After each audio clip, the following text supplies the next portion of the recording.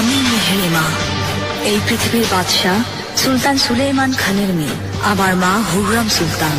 মর্যাদার ক্ষমতা বাবার কাছ থেকে পাওয়া, শক্তি আর সাহস পেয়েছি মায়ের কাছ থেকে। পৃথিবীর সবচেয়ে ক্ষমতাধর শাহজাদি মেহরিমা।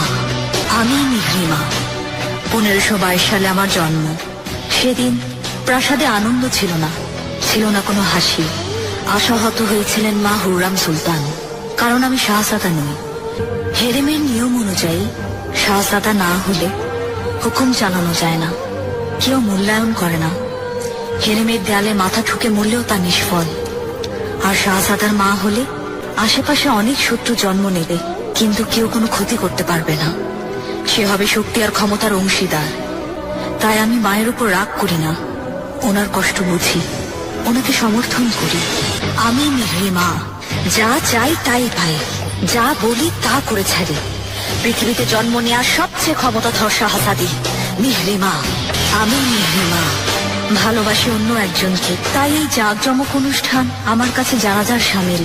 হীরা খচিত, মুক্তা খচিত এই বিয়ের পোশাক আমার কাছে যেন কাফন। 17 বছর বয়সে রুস্তম পাশার সাথে আমার বিয়ে হয়। মা বলেছেন ভাইদের ভবিষ্যতের কথা ভেবে আমাকে এই বিয়ে করতে হবে।